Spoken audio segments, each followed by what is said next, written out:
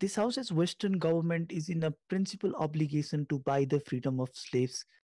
Firstly, the reasons for this are threefold. Firstly, that they are extremely rich and they have the capacity to get the world out of this kind of systems, and they are certainly capable to do so because they certainly have surplus incomes that other countries do not necessarily have in the status quo. Secondly, they are in a moral obligation to do that because firstly, in many cases like US itself was involved in actions of slavery, and it actually now stands for something against it. So since it has principally wronged these people and also had a say in perpetuating this notion of slavery throughout the world, we could say that in many grounds it was morally culpable for this culture to spread. So it's upon it to control this kind of things. And also the moral obligation also comes from their stances on democracy and freedom of all these individuals and uh, all of the countries. Like, so since they are advocating for freedom, these people not getting freedom is against their principle in on itself. So it is upon their moral obligation because of their previous efforts to combat the history of things that control the freedom of these people's life. So it's important that this West does that. Also notice, so how are we going to go in these places and abolish slavery there? Uh, notice that the incentive that we have to abolish slavery is not limited to and can be more extensive than this government going in these countries and lobbying and creating deals that they set up their own corporations there and create jobs for these people in those countries. That is to mean now these people are given options, these slaves are given options as to work without actually being essentially not being paid, right? So they can get out of that systems in an option that we provide as a US government. This is one of the ways we can do it. Secondly, we can also pay off the governments to actually get them out. Now, why do we say that these people who are not under slavery can function better than those people who are already in slavery? We say that these people's innate lives or through all their entire lives are controlled by these mechanisms that put them in the places of slavery. They cannot think now outside of the box, they cannot think about innovative issues. That is why they are only yielding what a simple machine can yield. And this kind of things are the reason as to why these slaves are now unproductive in terms of thinking about things better than them. So since their lives are controlled, and the situations that they face are there, like for cases for immigrants or other people who are in the minorities, these people take their passports, they control their lives, and then they force them to work for slavery. Since this many people are in that kind of state, once we provide them or for once we identify them in these places through the help of the governments, next we provide them benefits and we give them jobs as the option of giving jobs, that is essentially giving them the freedom in these places and then buying them that, right? So that's the way. So what are the benefits of all these kinds of stances for ourselves? Firstly, we say that since the grounds of democracy and freedom are the things that we have been standing on from the day one, since our culture after the age, post-colonial age, it's important that we spread our philosophies through that. Now, since we have been able to abolish freedom in this place, since we have been able to abolish slavery in these places, it is important that the world recognizes us now as someone who gave them freedom. And this power, this actually practical benefits of this kind is going to empower our position in the world global context. Since we cannot do that, since we can do that, also notice that this for these people, once you buy these people freedom, they can find their own jobs in their own places as well.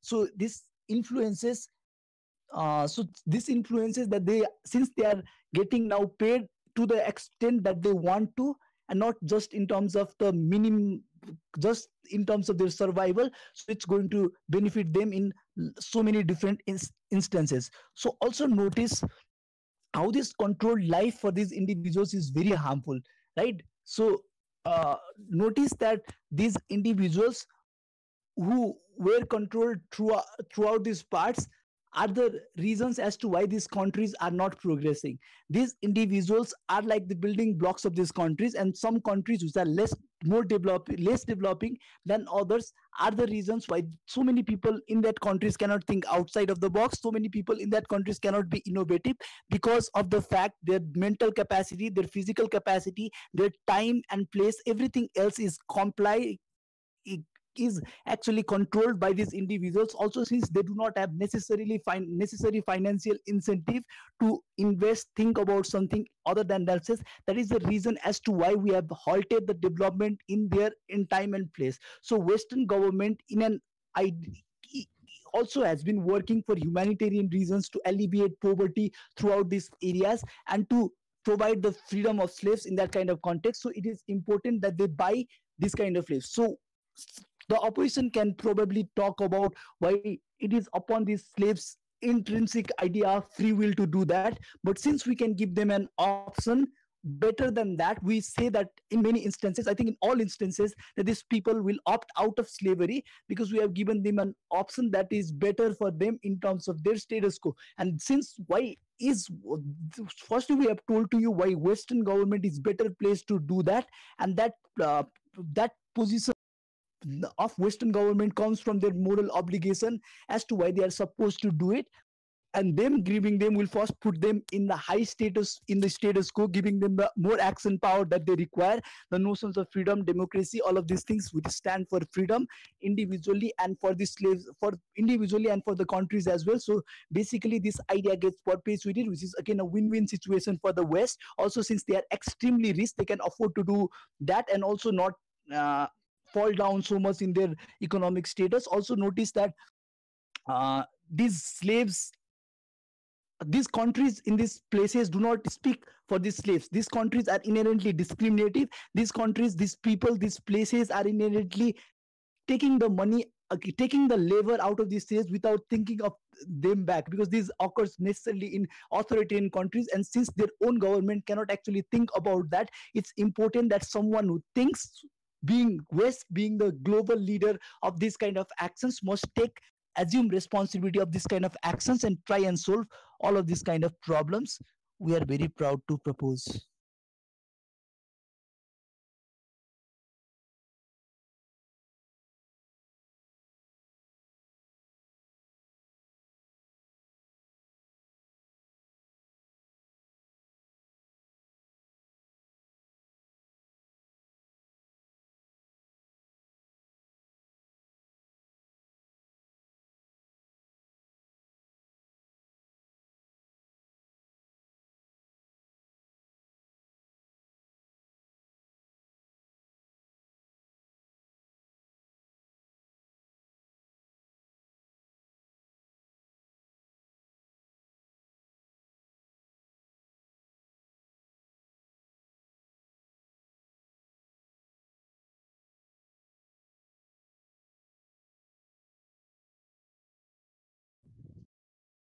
So, should I start?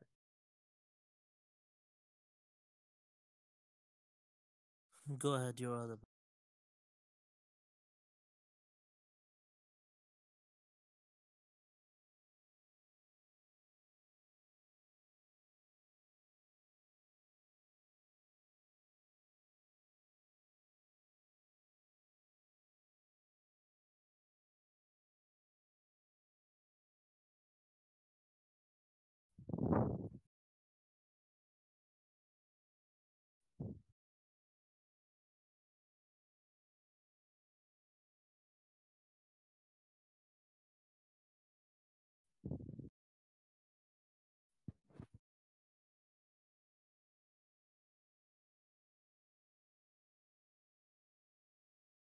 Prime Minister comes up and says that since the West is a rich place, a rich um, area, so it has a basic inherent responsibility for the slave.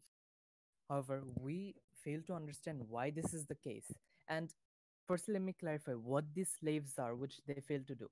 These slaves can be, let's say, child workers or prostitutes, slaves who are in debt bondage, and much more.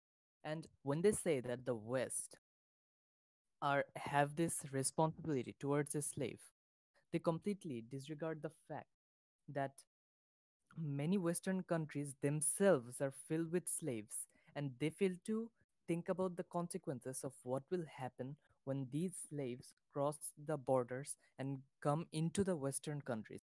So, we're going to talk about that, and we're going to talk about why this is principally not right as well. So, firstly, the USA has around 70,000 slaves, and in Europe alone, there are more than a million slaves, ranging from prostitutes to child marriages and bond debts. For example, in the USA, many illegal immigrants are lured in with fake promises of a better life, of a more successful life, of um, happy. These immigrants are said that you can stay here for a certain amount of time, you will get your citizenship, you can bring your family, you work for us this many years, and we give you everything you need. Understand that these immigrants become dependent upon these the ones who are basically luring them in. And in the end, what happens is that the ones who lured them in, they threaten them of handing them over to the police unless they do their bidding. And these people make them work for no wage and an immeasurable amount of time. So we say that these countries themselves are filled with slaves, are treating these slaves badly. So how do you say that these countries have a responsibility towards taking these slaves in? Secondly, um, why this is principally not right? This is because um, what are slaves? Slaves are people whose freedoms have been taken away, who have maybe been coerced into certain jobs and they cannot come out of them afterwards. However, when you say that you're buying their freedom, aren't you basically doing the same thing? You're taking away their right. You're taking away their right to freedom. And have you ever asked this question that does all of these slaves even want to go to the West, leaving their family behind, having no guarantee of a better life and the conditions in the West? Right now, it's basically clear that many slaves around the world, many people know about the um, troubles these illegal immigrants and the slaves are going through. Let's say the prostitution scams in Spain, where thousands of beautiful young women are brought in from other countries with the promise that they will become famous and earn a lot of money ev- um, every day. But then they are tricked into staying there. Their visas are taken away, and they're trapped there. So these mm, basically the whole world knows about this already. So what makes you think that these slaves even want to go to the Western countries in the first place? Because do they may not want to leave their families and go into a place where they have no um, guarantee of income, no guarantee of housing or etc. Now understand this, that in the West, especially the housing prices and the food prices and the basic necessities, all these prices are very high. In the if the government side comes up and says that yes, many of these slaves are from poor countries and the conditions are bad there. However, the conditions the conditions in the West are only good when you have money, because in the West many people are living homeless. They aren't allowed to um, sleep in the streets in many states, and the people look down at them and look down on them all the time, whereas in these poor countries it has become more or less a common thing. So how do you think these slaves will cope up with that? And if you say that the government will buy these slaves and um, not free them in the first place, then here the question comes that the government is basically stealing away their freedom, is basically doing the same thing that the other countries did in the first place. However, in this case, the government has taken these people away from their families, away from their home country, and um, made it much more miserable for these people.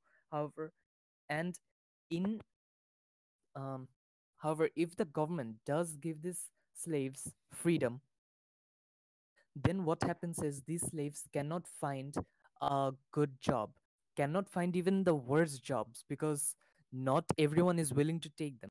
And even if they do get to a job, let's say a factory worker, then the conditions are basically the same. And since these people won't be demanding that much, and they won't have much support from the other locals or the residents of the country that they western country that they're in, so their wages will be they will be discriminated against. There are chances that their wages will be much lower than the others, and um, social pressure will also, and inferiority from the others there in these countries, where you're basically homeless, you're you're sleeping on the ground, have very limited food, very limited wage, and you have no one um, to talk to, no one um, to talk about your horrifying experiences, since your family is back in your country, and the people walking down the down expensive roads, looking down at you, laughing at you, thinking that they're superior than you, and this creates a mental pressure on you that is detrimental for your mental health as well. And that is why we believe that it is the consequences of the west buying this slaves freedom is far worse, and it is principally unjust to do so. With that in mind.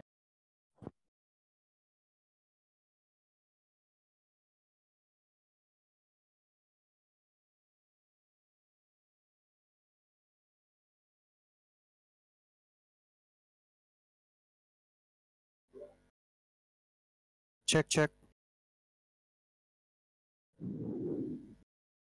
Okay, wait a minute.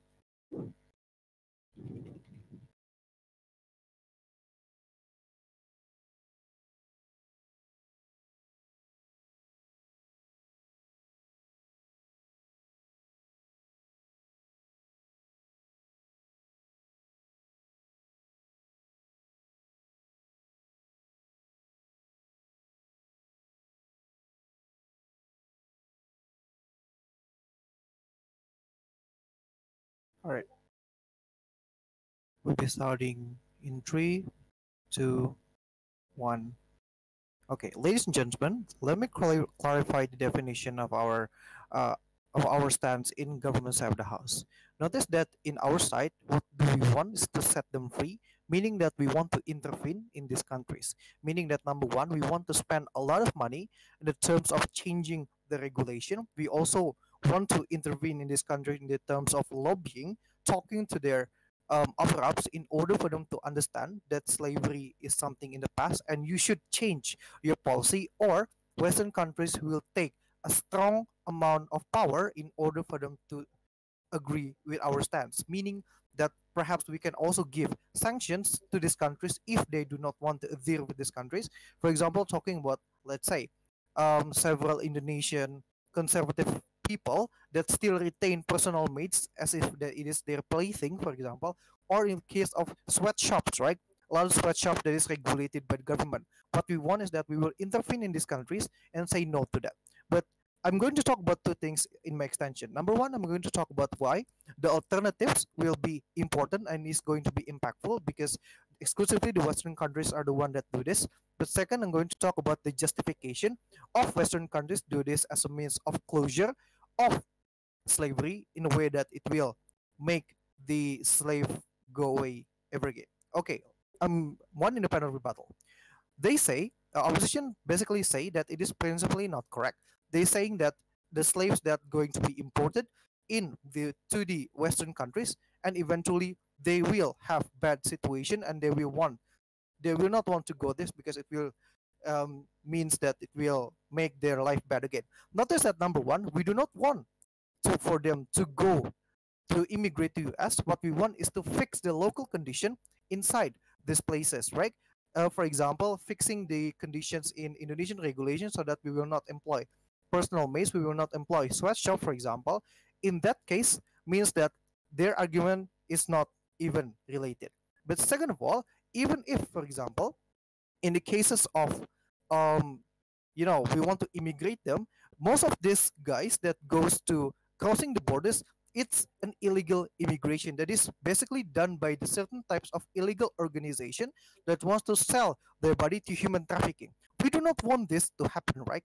What we want is, for example, if we need to employ immigration as our last stance, meaning that the government on the local condition is not necessarily working, the worst case scenario on our side, meaning that we will let them go as, for example, in this refugee status, for example, we do not want to let them starve, we do not want to let them be in prostitution, but we want to make them work legally with erect visas, and therefore we want to let them go with legal immigration, right?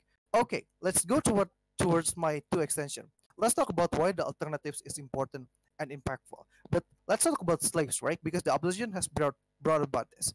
Slave, in this case, of course, it's also related to children slaves, prostitutes, for example, but also it can be extended to unpaid labor, children labor, for example, sweatshops, like happens in China, that happens in Indonesia, right?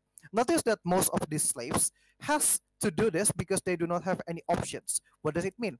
Most slaves are coming from the developing nations, that is most likely post-colonial states that is currently poor. For example, the government does not have any enough power to intervene, or they do just not want to intervene to these poor people, and they become slave because they don't have a choice. And they that in this type of countries, most likely that the power will be so skewed towards the rich, and in these cases, most of the poor people will become slaves to them. For example, adhering towards child labor, right? Adhering towards unpaid labor, for example, unpaid labor, and they only be paid by food, only a loaf of bread, for example. Moreover, most of the employers that is not necessarily pressurizing these people will not even take them because they have no qualification. They cannot educate themselves. They do not have money to educate themselves. The government doesn't give enough subsidy for them to learn, for example. In this case, most of them are trapped in the cycle of sadness and pressure. In this case, the intervention from the Western government with a lot of money will change it towards the betterment, because what, number one, we want to create the power of relation and lobbying to these developing countries. Most of the developing countries tend to rely to Western countries in the terms of bond, in the terms of loans, for example, and in terms of military protection and help, for instances. Notice that in this case, most of these developing countries are relying towards Western countries in order for them to not sink in the ocean, right? If we, for example, increases their the loan fine, for example, if they do not pay, meaning that they will be able to cause into action, for example, because Western power do not necessarily only coming from the material wealth, but also from the past promises, past promises that they already done in the past. For example, we can just like use that to create more pressure, for example. Therefore, in the cases of sanctions, this can be done, right? Why is it so beneficial? Because in the case of sanction, most of these developing countries will always follow suit, and we can just monitor them. If the slavery still happens, we will increase the fines, we will increase the tariffs. For example, if you want to do export and import to us, in this case, they will have more pressure to change their policies. This is going to be specific, and it's going to be very important.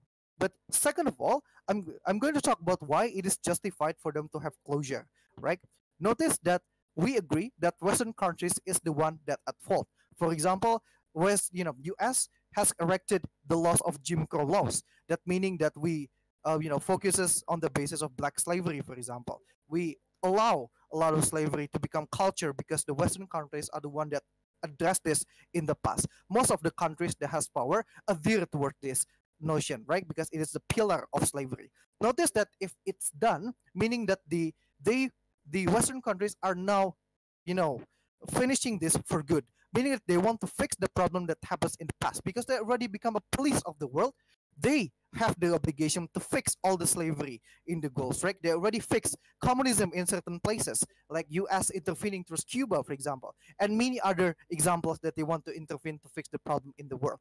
Therefore, in this case, most of the countries that follow tourist pillar of slavery will going to back out and fear because the one that's starting slavery is now closing it and ending it for good, meaning that they will empower NGOs, meaning that it will end the slavery from the root of the problem on which they admit that it is their mistake because it is a promise-based action, because this is like a direct amount of retribution and amount to take the responsibility of their action, and we're very proud to propose.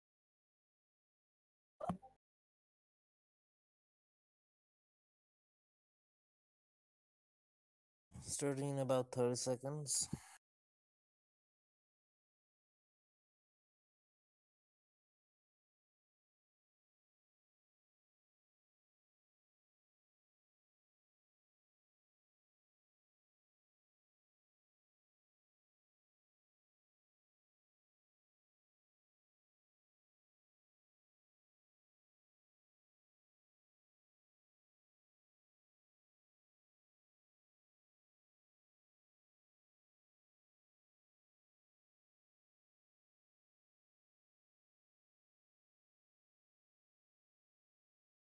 Alright, starting in three, two, one. Alright, first we'll kill two birds with one stone. We'll win the principal battle based on the argument that the DPM and the PM gave, and I'll give direct rebuttals to that first, and then we'll show you why they lose the policy battle and quantify the impact as well to their decision. But first of all, the mistake that from the government side that they made is that they had this preconceived notion that all Western governments are extremely rich to begin with, that they have a surplus of wealth. What we show you is that no, countries, even the top-notch countries like the US, they have a debt of $300 trillion to begin with, that they can cater to their own needs as well. There are millions of homeless people in those countries as well. Even in countries like in developed cities like London has the highest number of homeless people to begin with. So these people still have a scarcity of resources. The reason that we have this preconceived notion that the Western governments are like highly funded and they're well organized and these people are very rich is because most of the billionaires probably reside in the western part of the world, which gives us this illusion that of them being very rich and having a huge surplus of wealth that they can cater to their own people, plus they can attend to these mm, assumed slaves as well. So that's a mistake on their part. And also they give us examples of why countries like US have the liability to because just because they own slaves in a certain period of time. We say no, it is countries like US that ended slavery to begin with. It's the Western countries that unified, and they made the notion, and they made the started the norm in 1865 by passing the 13th Amendment that slavery is something wrong and we should abolish it from the face of the earth. So it was them who actually got rid of slavery, not the other way around. So I do believe that they pay their due. And even when the DPM points it out that we tried to solve communism, that in itself, communism in itself promoted a lot of mental slavery and whatnot, something that because of what gives more leverage to these countries like the US to having an upper hand of paying the debts and whatnot. And so because of all these reasons, we do believe we won in the principal battle. And also, let's talk about their model. So how many slaves are we actually catering to? Are we buying all of them out, or like what's the immigration policy? Although we got some fraction of ideas from the DPM, but I don't think they covered all of the factors because these people are eventually forced to work. So there are three sectors of slaves that were mentioned in the context slide. So first kind of slaves are those who are who have to go to slavery because of coercion and whatnot. Recognize when a certain portion of them are actually bought by the government or bought by the Western governments and whatnot. the others will be bred like cattle until that vacancy is filled as well. So you cannot cater to all of them, and there is a depth to this, and an unending supply of slaves that come up over and over again. This is not a true solution. And there are the other type of people who are actually owned and controlled and manipulated. I feel that these dumbasses roam free because they don't have the skills, they don't have the knowledge, they don't have the opportunity to hire themselves, or like the DPM admitted, they can't even educate themselves. So what's the point of buying them out or whatnot? They're gonna like just die out until and unless you can ensure their safety, security, and also immigration for every single one of them as well. Something that you cannot. So they're better catered to over there because they at least have a loaf of bread to feed themselves. And also there are other types of slaves who are what should we call them? Like these are real freaking slaves. Like they're treated as commodities or animals. I say if we have to take a discourse, let's not buy them out. Let's just freaking invade those countries. At least that's beneficial to the government and financially more solvent. And at least it gives us some sort of incentive to convince our people that will be investing in these countries and these people. At least we'll be getting some oil or some natural resources in return. Because recognize when the government comes up and says that we're actually harming or preaching democracy, so it's in our right. We should be doing so. Recognize because in these Western governments, even other than a few like niche examples or exclusive countries, there is a shitty welfare system. There are a lot of homeless people roaming around. Not everyone can get employed. A lot of people are living on government subsidies to begin with. These people are very freaking angry because they believe that the people that they democratically elected are actually failing them. And when you'll be sending the message to them, they'll be much more triggered. Where is the preaching of democracy then? So that's a class that they had to clarify and whatnot. So that's why we win the policy debate as well. So what are the exclusive harms that will happen if they do actually end up passing the motion? Recognize in Western countries there is a dilemma going on. Why does countries like Britain opt to Brexit? Because there is still a lack of acceptance in those countries. Countries still do believe that immigrants and the idea of spending your money on foreign aliens to say is a bad thing. So when you give them the message that I'll be spending a lot of resources, money, whatnot, just to make the lives of people better who'd never had anything to do with my country as well, acceptance goes out of the door and hate crimes will increase a lot over the course of time. And also these countries are already in debt to begin with, because recognize that most of these people are insolvent to begin with. The country's economy is not what it seems. It's being inflated, or we're getting a false picture just because a certain niche of people have actually better resources and whatnot. They'll just become bankrupt by investing. So what will happen when that happens? These Western governments have decided to play the global cop, and what they have done is they've set the standards for countries like North Korea, even douchebags from Russia, that you cannot do whatever the fuck you want because we'll cut you down and chop you up because we have the resources. But when we'll try to cater to the needs of these niche group of people, you'll lose that leverage. You'll be financing less of your weapons and military and whatnot, and more of it will go to the moral cop or to cater to this niche group of people. So that will make the whole world vulnerable as a whole, and that increases the chances of creating countries which cater to more slavery or create more autonomies and whatnot, and also make these Western governments more vulnerable to begin with.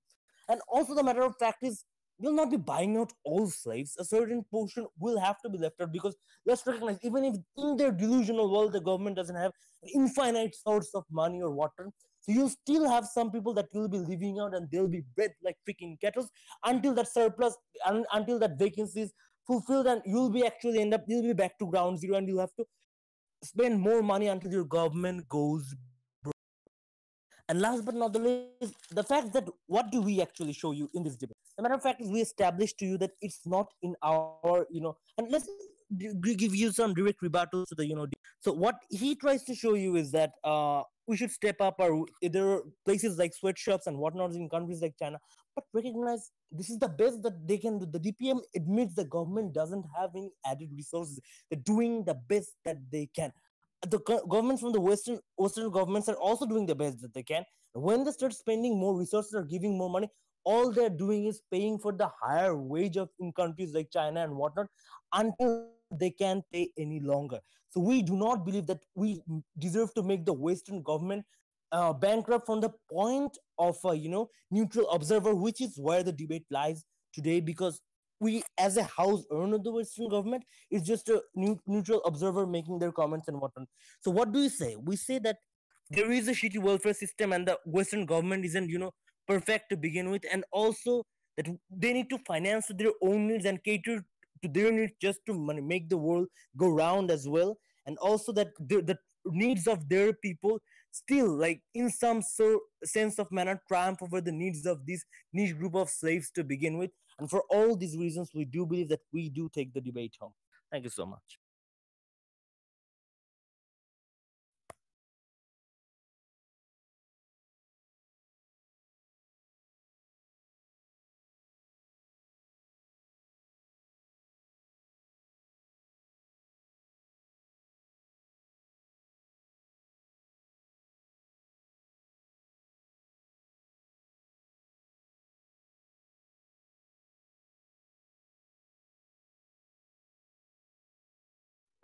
Yeah, just give me 30 seconds. Just give me 30 seconds, please.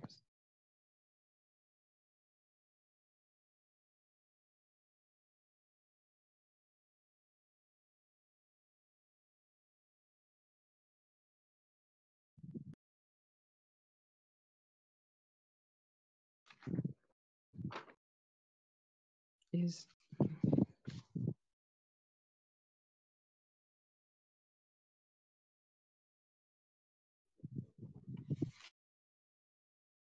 starting in 3, 2, 1.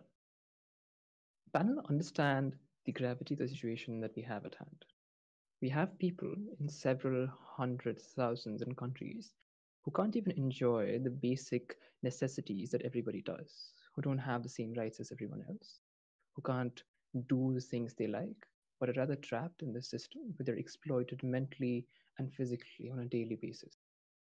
And when the opposition comes forward and says, "Let these dumbasses run free," if we let these dumbasses run free, they're going to die. We really won. That's highly insensitive. But second, it doesn't necessarily encompass the gravity of the situation that we're handling. And we believe we give you a far better world. What have they missed from our case so far? Understand our policy, as we've said. We believe that buying of these slaves encompasses that these countries have economically intervened in these countries, spend a lot of money with the end product of ensuring freedom of these people. Meaning that a country like America or a country like Western countries can intervene in these states like Qatar and lobby for these kind of laws should not be there, so that employers who are exploiting these laws given for them by the government to make sure that these people stay slaves are not there. Where sweatshops in China are not allowed to be there because we lobby against them, because we impose sanctions, because we do other things. Really, that creates a far better world, because under our side, these people at least have a chance of living free. What are they given us in this debate so far? Coming first from the DLO, he talks to us. He talks to us about how these countries aren't very rich and about have this extreme debt on a daily basis. Understand, Mr. Speaker, basic economics. Most of the countries in the world already in debt. Doesn't mean they don't have money. These debts are mostly irrelevant because they're long-term based bonds whose payments are predicted by these long-term taxes that are already been decided. Since developing countries have higher amount of taxes, we believe these figures are really high, but in the longer run are irrelevant. How do we know that these countries have the economic resources to do it? One, when these countries spend monies in an enormous amount, like 70 to 80 billion dollars on militaries, and they're expected to spend around 150 to 200 billion dollars military. We believe that these countries have a fair amount of money to spend. We believe that not a lot of money is required for this economic intervention to take place. We believe that things like making sure that companies have an incentive to go there, making sure that NGOs are there, making sure that lobbying is done, it should be done and does not take enough money to make them bankrupt, as the opposition imposes in this debate. Two, they talk about how are we taking them in, how are we bringing them in these countries, and what are our immigration policies. We already clarified to you this from our second speaker. We are not taking these people in. Much contrary to that, we're doing two things. One, making things better for these people in their own home countries. And secondly, making things better in the country, in the places where these people work, providing them with several amount of alternatives in the longer run, which make sure that these people have alternatives and can lead these lives, even though they're not bound. They say that these people are going to die because they have no skills. We believe that is still better than slavery, because under slavery, these people are exploited daily, mentally and physically, not allowed to see their families, not allowed to have a family, not allowed to go home, not allowed to do anything. We believe that this is time we need to take a hardline stance and say that yes, we're giving these people an alternative. Yes, we're making these people feel better. And at the very least, we're ensuring them freedom, we're ensuring them basic rights. And we're proud of it, Mr. Speaker, because this is what we believe that Western economies stand for, as we already established. in the debate. Then they talked to us about the hate crimes, about the hate crimes that are happening around the world, and about hate crimes that are happening in these countries, because well, these countries, people can't even provide for themselves. Again, this would happen on the on the assumption that we take these people in and people would be agitated. But given that we're spending a so small amount of money for these people to be released in it, it's good. But secondly, why would hate crimes not happen, and why would backlash in general not happen? Because it's a relatively good thing to do as release people from slavery. We believe that when this can be easily reflected on the time America was fighting things like communism, especially in places like Cuba, right, where it employed methods that were otherwise considered unpopular to begin with. But people in America still supported it, given that they recognized that communism itself is bad. However irrelevant that concept may be and however brainwashed they may be, but they knew that this thing is bad and the government is doing something to deal with that bad things happening in another world. We believe that that gives us a specific amount of analysis as to how these hate crimes will not happen, these backlashes will not happen. We've proven to you how these countries will definitely not go into a complete bankruptcy, and we believe that it is justified, showing it's justified to help these people in the long run. What have we gotten other than that? To talk to us about, right, again, the first speaker's entire argument based upon this idea about taking these people in, about how these people not finding jobs. We already clarified to you, how does that not happen? So what are the metrics or frameworks of this debate? One, we believe that whoever makes these lives of these people better wins. Under their side, they give us literally no alternative other than these people won't be able to find a job, so let them be exploited. We believe that's a pretty sad way to characterize it in the very first place. Because if these people are exploited on a daily basis, yes, their lives would not be better. So even if death, even though they die, that we believe that is still a better world for them to live in. But secondly, we've told you how we give these people alternatives. We help them to find jobs. We incentivize American corporations to go there, or Western corporations to go there and establish jobs there. We make sure we do investments in these home countries to prevent these people from going out there. So in general, we're making things way better for them. They give us an alternative as to how we can, through a military, intervene in these countries and change everything, right? That just doesn't make things right for anyone, because we know that war in itself is bad and causes a huge crisis. And on the second hand, we believe that there are a far more efficient method, that is economic intervention, and we can make sure these countries do what we want. Because the reason we're doing this is because we're best, we have a lot of money, and we are powerful, and we can use that influence to make things better in the second run. Secondly, how do we benefit the society? We believe that under our side, when Western countries use their power to make sure that this intervention works, they create this long-term change in these societies by making sure that organic change starts to happen. Meaning that if these countries were left to be and nothing was to be done about these things would continue to persist under for several hundred years. Powerful countries like Qatar and Saudi Arabia, who are extremely economically powerful, would not have an incentive otherwise to change anyway. If we as our Western countries don't really necessitate a change and say that this is wrong and this is what you should not do, these things will continue to be. Meaning in the longer run, it helps to make the societies more progressive in general. Even though it doesn't change them completely from the conservative mindset, at least it bans these inhumane acts that are continuing in the world. Secondly, we make sure that we spread this word around the world as to how that this kind of things are not okay. Meaning that if you are to be able to, if you will be indulging in these things, we will come for you, we will impose sanctions, we will make sure that these things are gone, and we will spread a message that this is what we as Western economics stand for.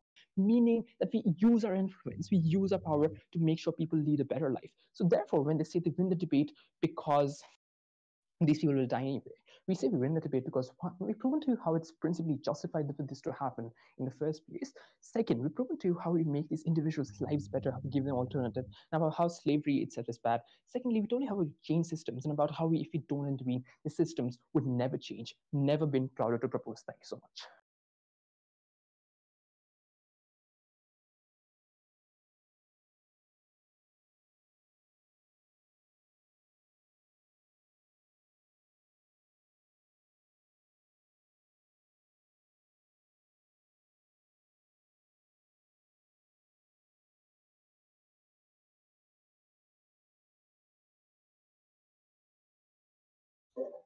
So I'm starting in three, two, one. Thank you, Honorable Chair, for giving me the floor to speak. Now, upon hearing both the proposition side and the opposition side, I have three major clashes to prove which are not being proven by the proposition side. So the proposition side kept on saying that they plan on on reducing the number of slaves, or basically prostitutes or child labor, and they intend to reduce it by catching the number of slaves. So they never answered the question, how do you catch the slaves and why do you pay the slaves traders money, and what do you do slave traders who trade slaves from, for example, South Africa to the United States of America? That is a very major point that is being unanswered. And in the second clash is in the proposition side, they say that they are going to catch slaves and give and they are going to catch slaves. So what are the major what are the punishment to the say slave traders? And the second clash is that what are the chances that the slaves will eventually, the proposition side mentioned that the slaves are from will eventually return to their family. So they never gave a piece of evidence which proved that what are the chances that the slave will eventually return to their family and they will do something beneficial to the society. As our DLO mentioned, that how we are going to look how we are looking the slaves, how we are looking at the slaves through a society's perspective. For example, the in the proposition side they mentioned that how catching the how buying of the slaves and setting them free would eventually make their life a better place. But keep this in mind, the society is not as good as you think, as the proposition think that it is. They are going to be, for example, bullied, looked down on, and not have a safe place in the society to live in. That is one major point that is left unproven and unnoticed in the throughout the proposition debate.